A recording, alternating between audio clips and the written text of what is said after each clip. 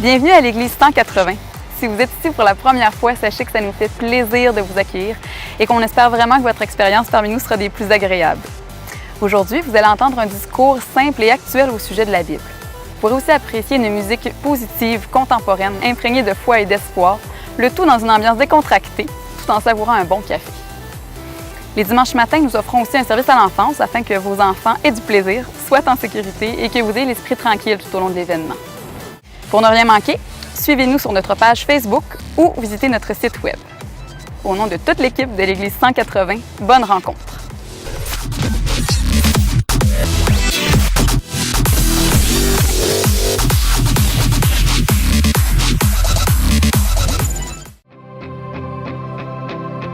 Dans la peine, comme mon âme sombre, dans la vallée du deuil et de l'ombre.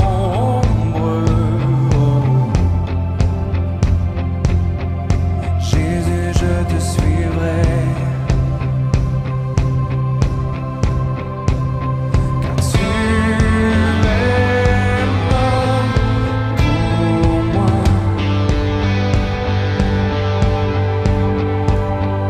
Je vivrai pour toi.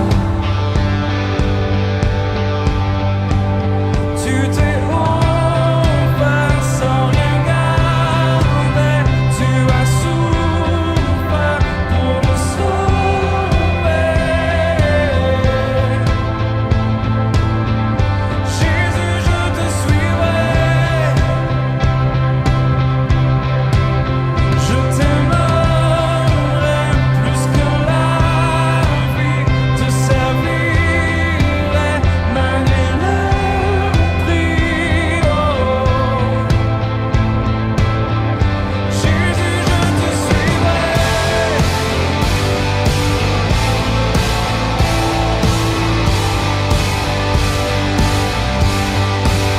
Confiant quand ma foi est profonde, dans le doute quand ma paix semble fondre. Jésus, je te suivrai, car tu es mort pour moi. Je vivrai pour toi. Tu t'es offert sans rien garder. Tu as souffert pour me sauver. Jésus, je te suivrai. Je t'aimerai plus que la vie, te servirai malgré le prix. Oh, Jésus, je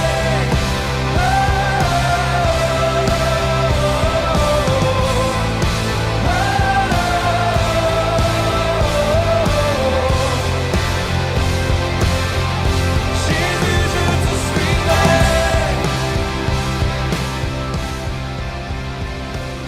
Bonjour tout le monde, j'espère que vous allez bien. Bienvenue à l'Église 180, je suis content de vous accueillir. Je m'appelle David Chouinard, je suis le pasteur de l'Église. Si vous êtes ici pour la première fois ou une des premières fois, sachez que vous êtes les bienvenus. On est content de vous accueillir. On espère que vous allez être à votre aise. Comme vous pouvez voir, on fait une petite parenthèse à notre série qu'on a commencé il y a quelques dimanches, Playlist, où on voyait justement les divers psaumes qu'on a dans la Bible. Et ce matin, on a une matinée spéciale qui est une matinée de baptême. On a 2 personnes qui ont pris la décision de se faire baptiser et qui veulent témoigner de ce que Jésus a fait dans leur vie, en montrant cette décision, en montrant justement à travers l'image qu'est le baptême, la décision qu'ils ont prise. de se faire baptiser. Ce matin, je veux prendre le temps de vous expliquer brièvement qu'est-ce que c'est l'Église 180. Peut-être que vous êtes visiteur, peut-être que vous êtes nouvellement arrivé dans la région, vous êtes à la recherche d'une Église. Ça va être une bonne occasion aussi d'apprendre à découvrir qui on est. Et après vous avoir présenté qui nous sommes, je veux prendre le temps de vous présenter aussi c'est quoi le baptême. Pourquoi est-ce que, par exemple, à travers cette vidéo, on semble voir des gens qui traversent une ligne avec ce symbole comme quoi qu'ils ont pris une décision. Le baptême, je vais vous expliquer ça dans quelques instants. Qu'est-ce que ça concerne, cette décision qui est prise? Et je vais vous parler aussi de qui est Jésus. Qui est ce Jésus que, encore aujourd'hui, en 2018, on parle et qui, pour notre Église, est la personne centrale. On dit qu'il est la tête de l'Église. On dit qu'il est notre pasteur, le souverain pasteur, celui qui est notre chef, celui sur qui on est appuyé dessus aussi, celui de qui on est passionné. Et je vais avoir l'occasion de vous présenter brièvement qui est Jésus et puis qu'est-ce qu'il a fait. Juste pour justement tirer un lien à travers les psaumes qu'on est en train d'étudier, si vous avez assisté récemment avec la série Playlist, bien, on découvre à travers les psaumes qui est Dieu. Et on est en train de découvrir en même temps que, puisqu'on découvre Dieu, bien, ça nous aide à découvrir bien, comment est-ce qu'il agit, qu'est-ce qu'il fait. Parce que ce que l'on fait est déterminé par ce que l'on est, premièrement. Et Dieu agit conformément en fonction de qui il est. Et les psaumes bien, nous rappellent ça, puis nous rappellent aussi que finalement, bien, la façon que Dieu agit envers nous, bien, nous transforme, nous rend semblables à lui. Et que le but ultime de Dieu, quand il nous avait créés, c'était qu'on puisse être en relation avec lui, qu'on puisse partager sa présence, notre présence avec lui, et qu'on puisse échanger dans une relation authentique, vraie. Mais pour ça, il faut qu'on soit réconcilié avec Dieu et qu'on soit finalement, même aussi, au fur et à mesure, transformé à son image, transformé à l'image initiale que l'on avait, cette image qui s'est ternie à cause du péché, Dieu va la rétablir tranquillement. Donc, premièrement, qui nous sommes? Je vous parlais tantôt qu'on est des gens l'Église est une rencontre de gens qui veulent suivre Jésus, qui ont placé leur foi en Jésus et qui ont décidé que leur vie maintenant ne leur appartenait plus, mais qu'elles appartenaient à Jésus. L'Église, selon la définition de Dieu, c'est ça, c'est des personnes. C'est là que Dieu désire habiter. Maintenant, pourquoi est-ce que vous avez été invité ici au Cégep? Est-ce que ça aurait dû être, par exemple, dans un autre type de bâtiment où est-ce que vous allez avoir des pierres, avoir, par exemple, des vitraux, etc.? On se rencontre ici, justement, dans un cégep parce que, comme je viens de dire, Dieu cherche à entrer en relation avec nous et l'Église, c'est des gens. Et le fait qu'on soit dans un cégep, bien, ça nous permet de pouvoir être dans un lieu naturel, un milieu où n'importe qui peut venir entrer et puis entendre parler, finalement, de la Bible, entendre parler de Jésus sans avoir cette barrière que peut-être un bâtiment ou un autre est associé à une dénomination. Peut-être que vous avez toutes sortes de questions, dont, pourquoi est-ce qu'on est dans un cégep ici? Mais qu'est-ce qu'on croit? Qu'est-ce qu'on cherche? Bien, on croit à la Bible, cette Bible que vous pouvez avoir chez vous, peut-être que vos parents ont, ou vos grands-parents ont chez vous. Cette Bible est la même Bible que vous pourriez trouver, des fois à quelques différences près, ou des fois on a des traductions différentes. Mais cette Bible qui nous donne justement, on l'appelle la parole de Dieu, qui nous donne la pensée de Dieu, qui nous donne la façon que Dieu veut se révéler à nous et se faire connaître à nous aussi. Et puis qu'on puisse justement développer cette relation-là avec lui. Ce Jésus que vous avez peut-être déjà entendu parler à Pâques, peut-être à Noël, peut-être que vous avez entendu parler par des amis, bien, ce Jésus qui est décrit dans les évangiles, dans Matthieu, Marc, Luc et Jean, c'est ce Jésus en qui on croit. Un Jésus qui est certainement historique, mais aussi qui est divin. Parce que la Bible nous dit justement que Jésus existait avant même que les évangiles soient écrits, avant même sa naissance, avant que l'humanité existe.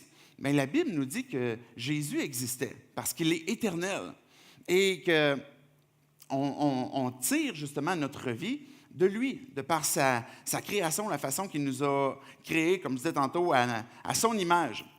On veut s'assurer aussi d'avoir non seulement un accès pour que n'importe qui puisse entrer, qu'on puisse entendre parler de Jésus, mais on veut s'assurer autant que possible de justement rendre ce message de la Bible le plus concret possible, le plus applicable possible à nos vies. On ne voudrait pas seulement des connaissances, des tournures de phrases, comment est-ce que la Bible nous parle, simplement pour les connaître ou simplement pour, OK, je connais des histoires de la Bible, je connais certaines doctrines de la Bible, et que quand on sort de la rencontre de l'Église, que nos vies ne soient pas transformées et qu'on continue de faire comme on fait à l'habitude, sans que la parole nous interpelle. Mais la Bible, elle est là justement pour nous transformer. Excusez, je vais verser tout de suite mon verre d'eau. J'ai déjà soif, je ne sais pas si vous autres, vous avez... La semaine qui vient de passer, j'étais dans un camp, et puis il y a eu vraiment du beau temps. Je ne sais pas à Québec comment c'était pas à Québec, mais je suis malgré tout revenu avec un petit chat dans la gorge. Donc, excusez des fois mon dérumement. Bref, ce que je suis en train de dire, c'est que la Bible, elle est applicable, elle est vivante. On croit que la Bible peut s'appliquer à nos vies et qu'on peut justement voir que ces applications-là vont transformer réellement nos vies aujourd'hui et que ce message-là soit concret, soit compréhensible et puis vivant. On appelle l'Église urbaine 180 urbaine parce qu'on va être une Église qui va être présente dans la société, qui va vouloir servir la communauté, qui va vouloir s'impliquer. On a souvent eu l'image peut-être de l'Église comme quoi qu'elle vient pour nous prendre. Elle va venir prendre notre argent, venir prendre nos biens, peut-être venir prendre différentes choses. Mais en fait, l'Église, c'est le corps de Christ. On l'appelle aussi comme ça. C'est, comme je disais, des croyants qui se rassemblent et qui vivent leur foi et qui, ensemble, font ce qu'on appelle le corps de Christ. Et quand on regarde les évangiles, la façon que Jésus vivait son ministère, mais c'est de cette façon-là aussi que l'Église d'aujourd'hui doit vivre, doit s'exprimer. Donc, l'Église urbaine, c'est une Église qui veut vivre ce que Jésus a vécu, qui prend soin des gens, et puis qu'on aime les gens autour de nous, qui croient en Jésus ou non, mais on veut les servir, on veut les aimer, les aider. Et donc, on veut faire une différence, on veut être présent, on veut répondre aux questions. On ne veut pas que les questions peut-être que vous avez par rapport à l'Église restent sans réponse. Mais on veut avoir justement cet accès pour que vous puissiez aller plus loin dans votre recherche, dans votre quête de Dieu, dans votre découverte de Jésus-Christ. Et le fait d'être présent, de pouvoir servir la communauté, on va être capable justement aussi d'apporter des réponses et de prêcher un message qui transforme les vies. Notre message principal, le message principal de l'Église avec un grand E, doit être ce message que Jésus lui-même est venu apporter. Jésus lui-même est ce message qu'on appelle la bonne nouvelle, qu'on appelle l'Évangile. Cette bonne nouvelle, ce message-là, non seulement Jésus l'incarnait, mais il nous l'a communiqué aussi pour qu'on puisse le comprendre et qu'encore aujourd'hui, que des vies puissent être transformées de par cette bonne nouvelle. Mais c'est quoi cette bonne nouvelle qui transforme les vies encore aujourd'hui, qui fait que des gens encore aujourd'hui, en 2018, placent leur foi en Jésus? C'est quoi ce message-là? Mais on croit que, et je vais en parler tantôt quand je vais vous décrire qui est Jésus, mais c'est un message qui transforme les cœurs. C'est un message qui transforme les vies. Et que même quand on a décidé de placer notre foi en Jésus, c'est un message qui continuellement transforme nos vies et qui s'applique à chacune des sphères de nos vies. On veut être une Église qui recherche l'authenticité. On ne veut pas être une Église musée où on va exposer les bons coups, les gens qui ont réussi à tout régler dans leur vie puis que ça paraît bien. On ne veut pas être une Église qui va cacher ses difficultés. Et quand je parle d'Église, c'est les gens qui la constituent. Chacun d'entre nous, quand on place notre foi en Jésus, on vient avec, évidemment, des succès, des victoires que l'on a dans nos vies, mais aussi des difficultés, des défauts, des besoins. Et le fait que l'Église puisse partager justement cette vie authentique entre elles, on peut prendre soin les uns des autres. Et ça ne veut pas dire qu'on va justement cacher ce qu'on ne voudrait pas voir. Ça ne veut pas dire non plus qu'on va le dire comme haut et fort à tout le monde qui veut l'entendre. On a les petits groupes qui nous permettent justement dans la semaine de pouvoir s'attacher à un groupe qu'on appelle les groupes connexion et qui nous permettent d'aller plus loin. Parce qu'une rencontre comme aujourd'hui, on a l'occasion d'entendre la parole, voir des baptêmes, d'avoir une célébration de la personne de Jésus à travers les chants. Tantôt, il va y avoir une partie musicale et puis ça va être une occasion pour les croyants d'adorer Dieu, de prendre ces paroles-là, les serrer dans nos cœurs et les dire en prière, mais aussi, dans la semaine, de pouvoir finalement avoir des liens plus serrés entre les croyants, entre ceux qui veulent devenir de plus en plus des disciples de Jésus-Christ, parce que c'est la mission de l'Église, qu'on puisse devenir de plus en plus près de Jésus, comprendre qui il est, qu'est-ce qui s'attend de ma vie. Et d'être dans ces petits groupes, bien, ils nous permettent justement de s'investir les uns avec les autres. Ça nous permet aussi d'approfondir, mais qu'est-ce que la Bible a dit? Parce que, un dimanche matin, on va prendre le temps d'exposer des grandes lignes pour que chacun d'entre nous, on puisse comprendre, que nos vies puissent être transformées en fonction de ce qui est dit. Puis peut-être il va rester des questions, peut-être qu'il y a un besoin d'aller plus loin aussi. Et les groupes connexion vont permettre justement cette authenticité de « bien, j'ai des questions par rapport à Dieu que je ne comprends pas ». Ou bien j'ai besoin que vous priez pour moi à cause de telle situation dans ma vie ou de telle inquiétude que j'ai. Et donc, l'Église 180, on veut avoir cette valeur comme quoi on veut avoir une transparence, un soutien les uns envers les autres, une authenticité en face au message de la Bible, face à nos actions, une authenticité face à notre façon de vivre, une authenticité face à ce que l'on croit. Ça ne veut pas dire qu'on n'a pas le droit d'avoir de doutes. Ça ne veut pas dire qu'à un moment donné, il n'y a pas des choses qu'on peut achoper, qu'on peut manquer, mais qu'on veut avoir une vie cohérente en fonction de « voici, j'ai décidé de placer ma foi en Jésus, mais je veux que ma vie ressemble à ça ». Avoir une authenticité aussi, même dans votre façon de vous habiller pour venir à l'Église.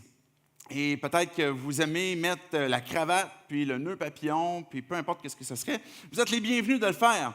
Peut-être que vous aimeriez pouvoir venir en short et en T-shirt. Vous êtes bienvenus de le faire aussi, même si c'est le mois de janvier, c'est votre problème. Mais vous êtes bienvenus de venir comme vous voulez, parce que l'important, ce n'est pas tant que comment est-ce que vous allez venir qui fait que là, vous allez être accueillis d'une façon ou d'une autre, mais le fait que vous venez avec un désir sincère de pouvoir découvrir de plus en plus qui est Jésus-Christ, et de découvrir pleinement cette vie que l'on peut avoir en Jésus-Christ. Et que quand on est des croyants, quand on a décidé de placer notre foi en Jésus, bien, on a ce privilège de continuellement découvrir la vie en Jésus-Christ.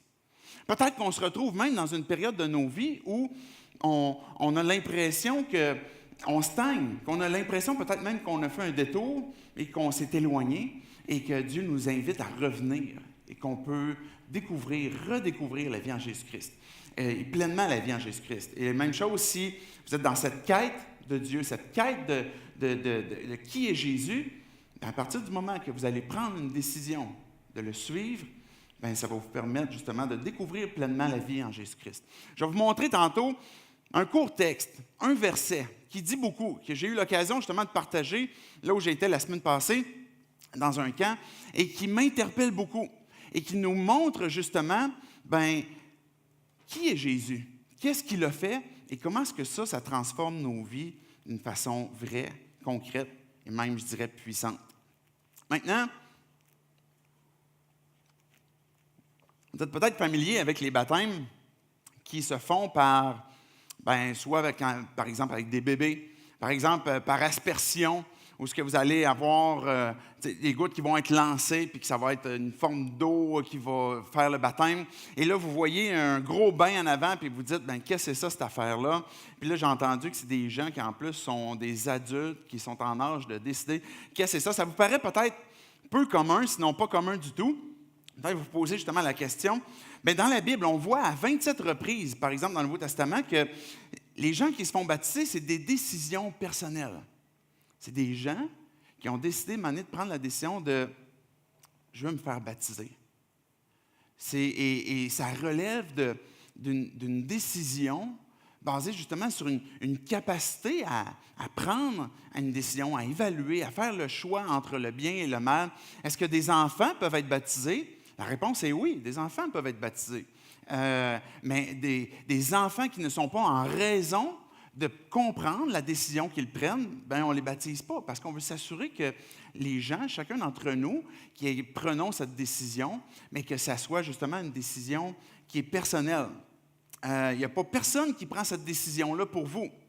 Même si vous êtes venu avec quelqu'un, il n'y a pas personne qui peut vous forcer à vous faire baptiser. Et en fait, ce matin, je vais même vous faire cette offre de prendre la décision de vous faire baptiser. Non seulement de prendre la décision, mais même de vous faire baptiser ce matin. Et je vais vous expliquer tantôt les détails, mais cette décision-là vous appartient. Je vais vous expliquer ce que vous pouvez faire. Ce n'est pas moi qui vais vous mettre une pression, ce ne sera pas les gens autour de vous, mais ce sera vous qui aurez à prendre une décision, à savoir si vous voulez suivre Jésus avec le baptême ou non. Et ça va vous appartenir. Donc, c'est des gens qui sont en âge de prendre des décisions, et puis le baptême ne sauve pas non plus. On pourrait avoir l'image comme quoi que il faut absolument être baptisé pour pouvoir avoir un accès au ciel, pour avoir une porte qui va s'ouvrir et que si j'ai été baptisé, tout d'un coup, je suis inclus dans la famille de Dieu à cause du baptême. Mais ce que la Bible nous enseigne, ce n'est pas ça. Ce que la Bible nous enseigne, c'est plutôt que ce qui précède le baptême, c'est la foi.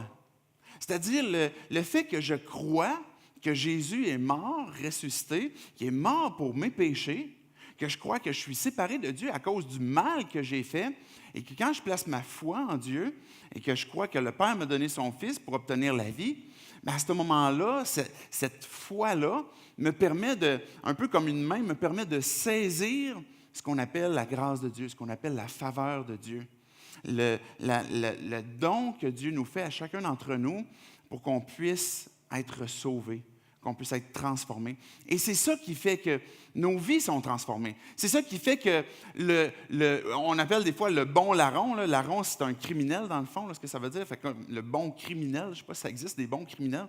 Mais le bon larron, ben, il n'a pas été baptisé. Mais par contre, Jésus lui a dit, aujourd'hui même, tu seras avec moi dans le paradis. Pourquoi? Parce que justement, ce larron-là a cru que Jésus était le roi et qu'il allait revenir. Et puis, il a placé sa foi, cette confiance en Jésus. Malgré le fait que toute sa vie, il n'a pas fait des bonnes œuvres, malgré le fait que sur la croix, lui aussi, il prend cette décision-là. Donc, Jésus lui dit, aujourd'hui, tu seras avec moi dans le paradis. Et c'est ce qui sauve. Mais en même temps, le baptême est un moment où Dieu nous interpelle à prendre une décision. Et que quand on regarde, par exemple, les évangiles, quand on regarde les actes des apôtres, quand on regarde le Nouveau Testament, et qu'une personne dit, oui, je crois en Jésus, puis je veux le suivre, puis je veux placer ma foi en lui, bien, tout de suite après vient l'appel de prendre cette décision de maintenant, bien, concrétise-le dans ce cas-là par les eaux du baptême. Concrétise-le par le fait de t'identifier à Jésus. Et puis, ça va devenir un témoignage de ce que Dieu a fait en toi. Est-ce que vous me suivez? La foi est quelque chose on ne peut pas palper, on ne peut pas voir, on ne peut pas le peser, on ne peut pas le mesurer. Dieu la voit. Mais Dieu nous interpelle à vivre notre foi d'une façon qui va s'exprimer. Et une foi qui ne s'exprime pas est une foi morte. Et une foi morte ne sauve pas. Mais une foi qui s'exprime est une foi qui conduit à la repentance, qui conduit à une prise de décision de « Jésus, c'est toi que je veux suivre et je comprends qu'il y a des choses que je vais abandonner dans ma vie. » Et ça, c'est quelque chose qui se renouvelle continuellement. Et ça paraît. Mais ce premier pas pour dire maintenant « j'exprime ma foi », c'est le baptême. C'est de dire « Dieu, je veux te suivre. Jésus, c'est toi qui demandes à ce qu'on se fasse baptiser. Je veux t'obéir, je veux me faire baptiser. » Et c'est la raison pour laquelle je le prends comme ça. Maintenant, le baptême en soi est lui-même une image de l'œuvre de Jésus. En soi, une image de ce que Jésus a fait pour nous. Ce que Jésus a fait, c'est qu'il a vécu sur terre, parfaitement, sans avoir péché. Pour que, sur un plan judiciaire, je vais le dire comme ça, bien, qu'on puisse obtenir l'innocence de quelqu'un qui n'a jamais commis de faute, n'a jamais commis le péché, pour que son innocence puisse m'être donnée et que Jésus, comme en sacrifice lui-même donnant sa vie, bien, puisse me donner justement son innocence et que moi, je puisse lui donner ma culpabilité. Et là, quand que Jésus est mort sur la croix, ben, il est mort justement pour nous donner la vie, pour qu'on puisse être pardonné, justifié.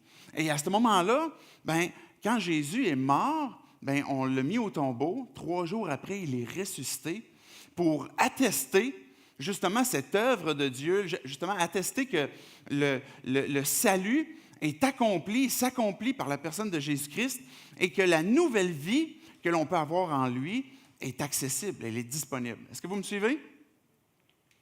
C'est bon, il y en a 2 qui suivent. C'est bon. J'espère que ce n'est pas de l'eau du baptistère. Hein? Je ne penserais pas. Bref, ce baptême, ben, c'est la raison pour laquelle il est rempli d'eau. C'est la raison pour laquelle baptême, le mot original, baptizo, veut littéralement dire immerger. Et quand on immerge quelqu'un dans l'eau, bien, on est en train de montrer que la foi qu'on a eue, bien, c'est de s'identifier à la mort de Jésus et de s'identifier à la nouvelle vie en Jésus-Christ. Et on coule la personne dans l'eau, et 3 jours après, on la relève. Non, 3 secondes après. C'était peut-être pas très vendeur si vous voulez prendre cette décision-là. Vous dites, oh boy, peut-être je vais passer à un autre appel. Vous êtes bienvenus à vous faire baptiser. On ne va pas vous garder longtemps, mais c'est l'image. Et des fois, à l'occasion, vous pourriez avoir vu, par exemple, dans différentes églises, et c'est une belle et bonne chose, des gens qui vont raconter leur témoignage, qu'est-ce que Jésus a fait dans leur vie.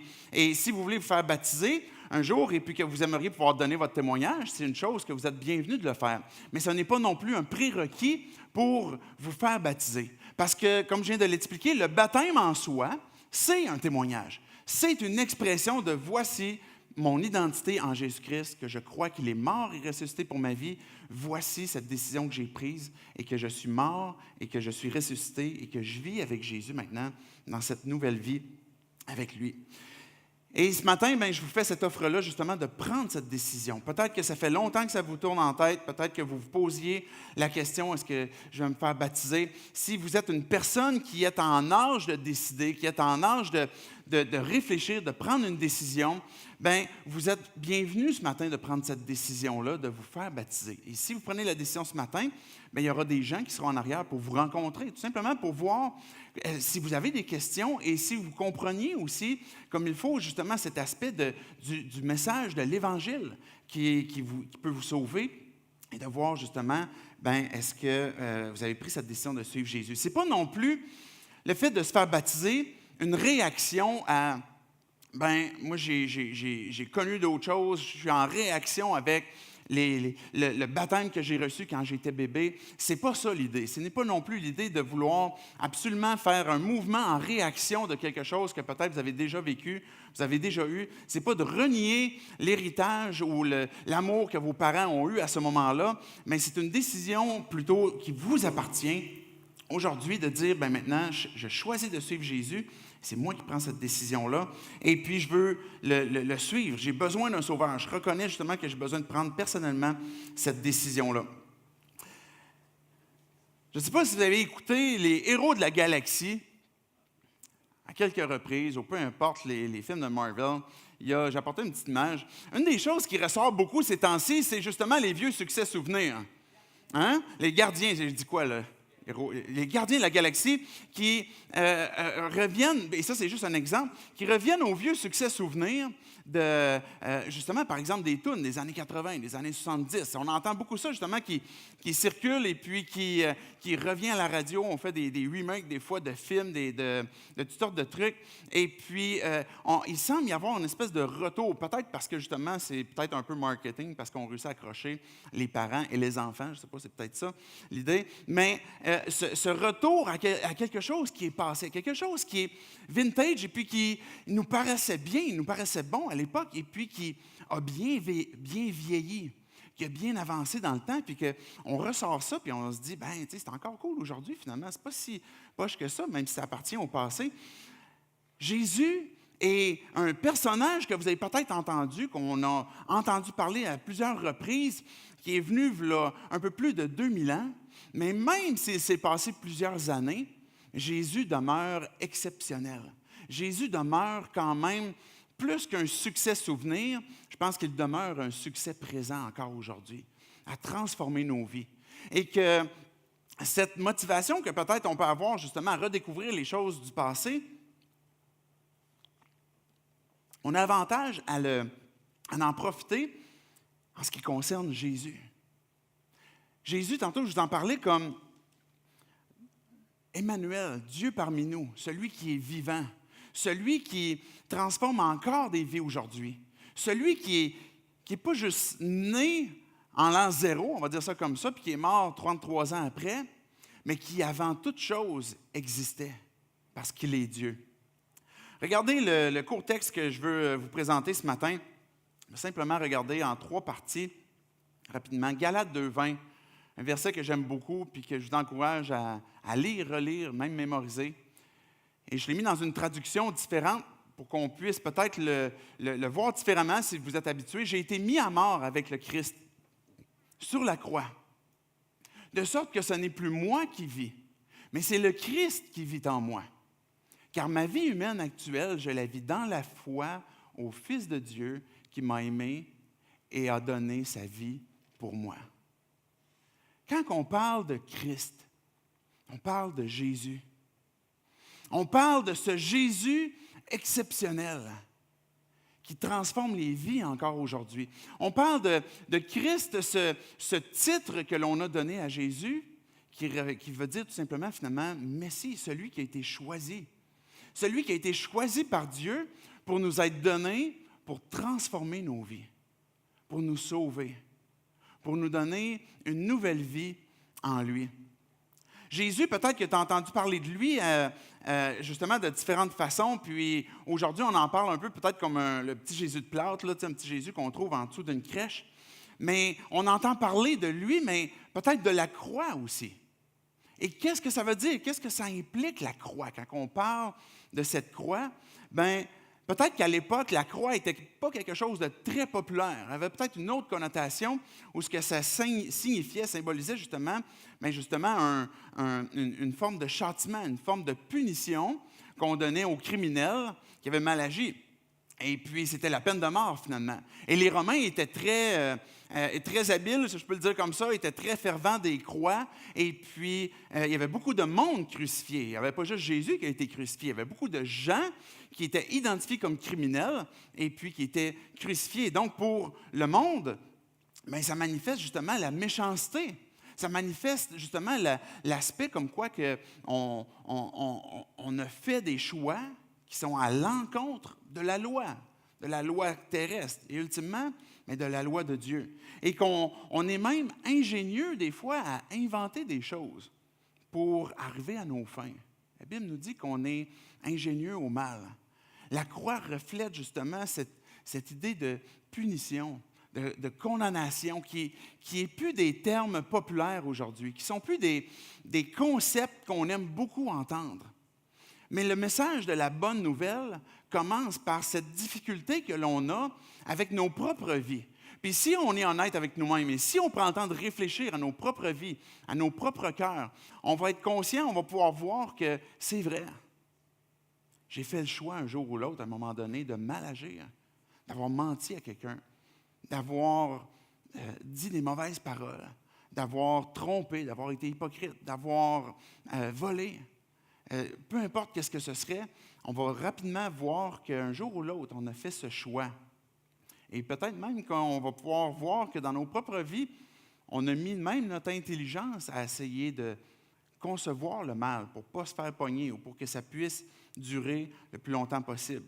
Pour Dieu, la croix représente un lieu où on peut être rencontré.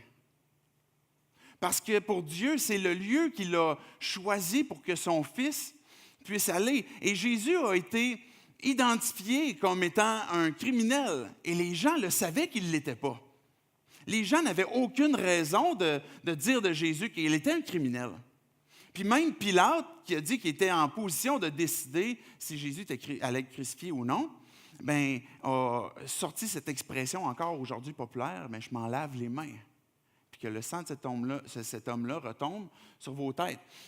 Le fait que Jésus a été identifié comme un criminel ne faisait pas lui, dans sa nature, un criminel.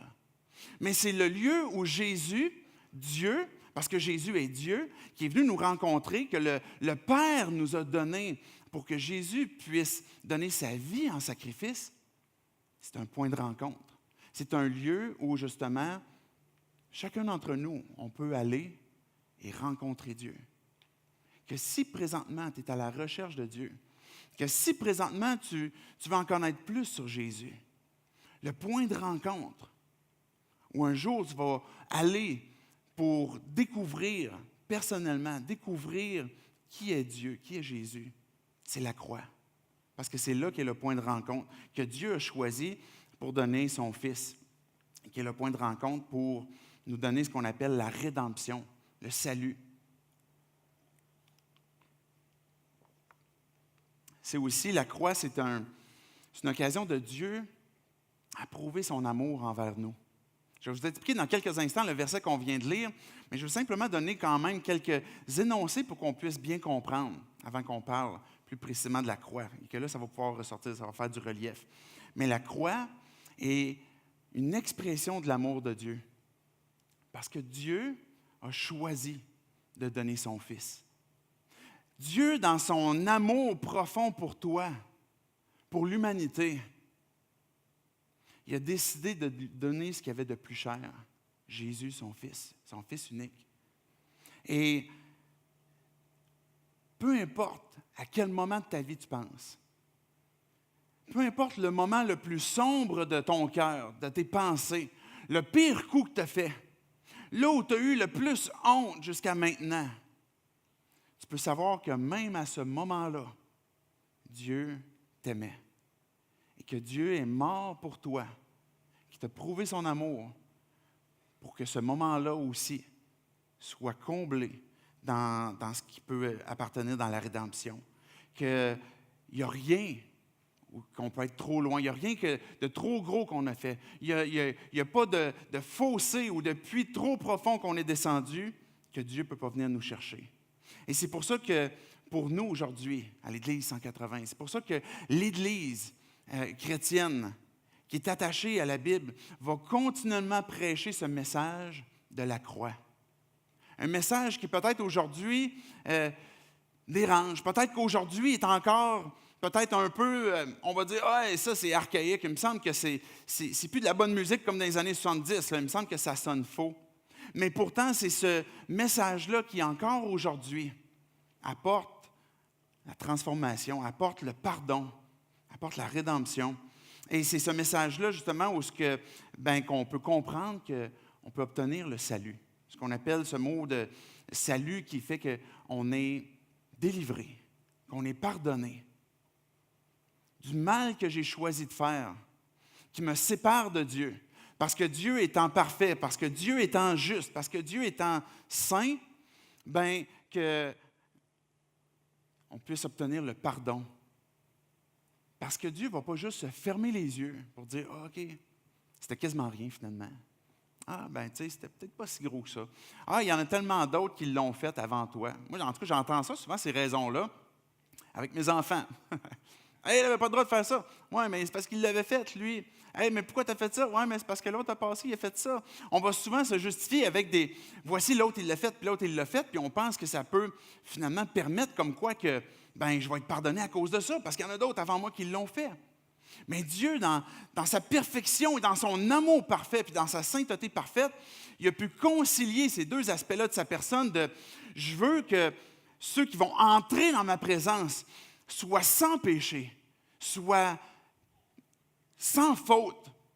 Mais le problème, c'est qu'on l'est tous pécheurs. Et le problème, c'est qu'on l'a tous fait.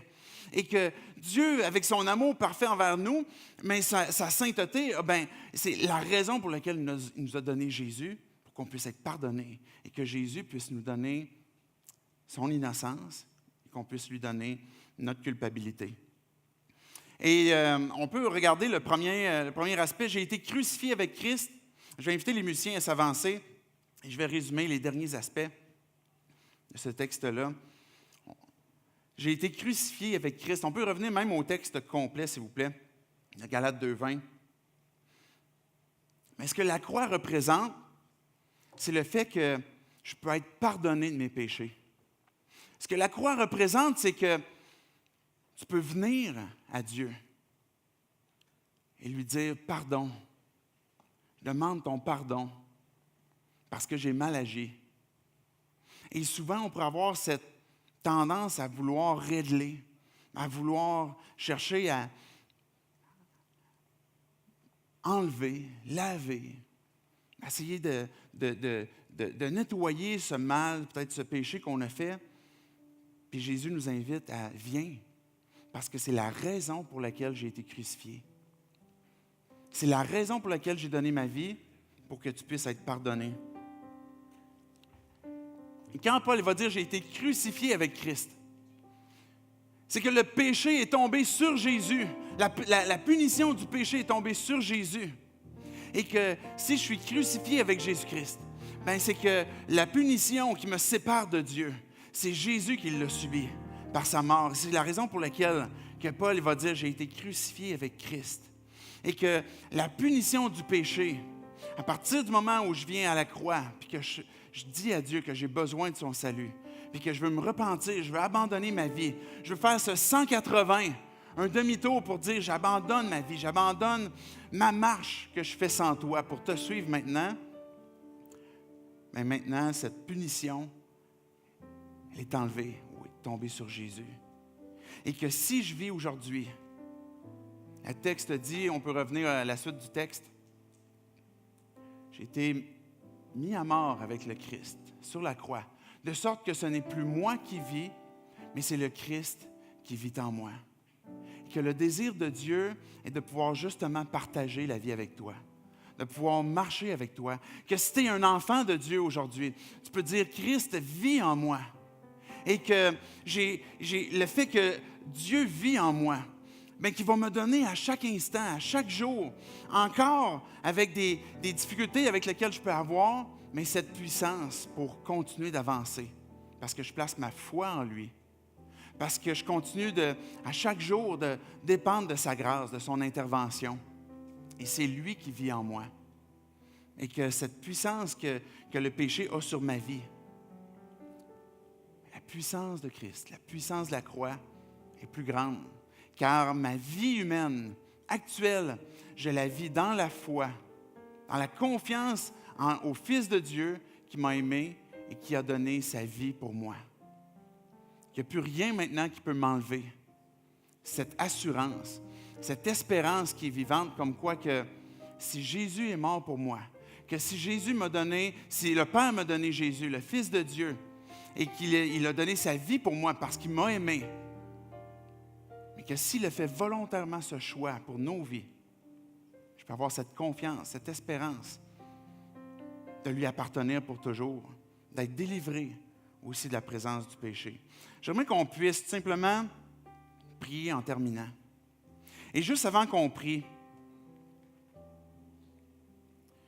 si tu es à ce point ce matin, que peut-être ça fait déjà un certain temps que tu réfléchis, c'est peut-être pas la première fois que tu entends parler de ce message, de la bonne nouvelle, que Dieu te donne sa faveur et que Jésus, il te donne sa vie pour te pardonner de tes péchés et que tu es au point maintenant de prendre cette décision. Dieu t'invite à faire un choix pour toi, personnellement. Pas parce que tes parents l'ont pris pour toi, pas parce que tu as été encouragé par des gens qui croient en Dieu et qui te mettent de la pression, mais que si tu crois que Jésus est ce don que Dieu t'a fait pour te pardonner de tes péchés, mais que tu prennes cette décision ce matin, sans attendre, de dire aujourd'hui, je te donne ma vie. Aujourd'hui, je vais être réconcilié avec toi. Aujourd'hui, Père, je vais être intégré dans ta famille. Et que ma vie qui était sans toi, ma vie qui était rebelle, ma vie qui était remplie de toutes sortes de choix contre ta volonté, je veux te l'abandonner entre tes mains. Faire ce détour sur ma vie pour maintenant te suivre et te faire confiance, te suivre Jésus. De prendre cette décision de faire un 180. On va prier. Et que pour chacun d'entre nous qui avons placé notre foi, on peut dire à Dieu que Dieu, on t'adore pour ce message qu'on peut rappeler régulièrement, qu'on peut se rappeler. Comment est-ce que,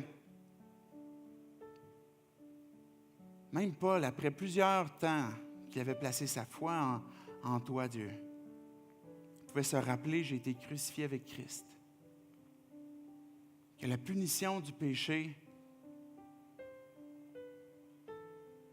peut tomber sur toi, Jésus, parce que tu as donné ta vie. Dieu, on te rend tout honneur, toute gloire, tout hommage, parce que tu nous as aimés le premier, parce que tu nous as donné ta vie. Dieu, on veut que cette vie soit continuellement transformée. Ce matin, on veut renouveler notre marche, que si on est déjà tes enfants, qu'on a déjà placé notre foi en toi, c'est ce même message que tu nous dis ce matin, Dieu, pour revenir à toi, pour renouveler notre marche, notre engagement avec toi d'une bonne conscience, à te suivre. Dieu, ce matin, on veut renouveler cette décision qu'on a décidé de t'abandonner nos vies, que toi, tu la transformes.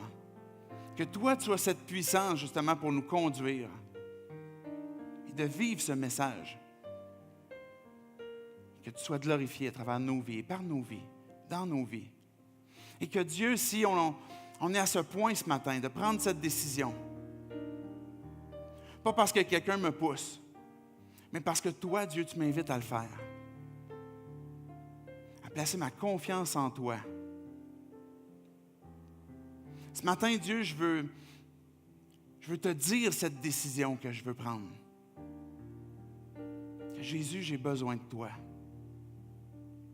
J'ai besoin de toi pour que ma vie soit transformée. J'ai besoin de toi pour obtenir le pardon de mes péchés, qui va être satisfaisant pour Dieu. Et Dieu, je te remets ma vie entre tes mains. Donne-moi ton pardon. Je place ma foi en toi, ma confiance en toi, pour te suivre, pour me laisser transformer par toi, pour regarder dans ta parole qu'est-ce que tu veux me dire de façon vivante. Comment est-ce que ma vie peut être transformée, que tu veux la transformer. Fais de moi, Dieu, ce matin, ton enfant. Je prends cette décision de faire ce demi-tour sur ma vie et de recevoir ton pardon. Te donner justement ma culpabilité.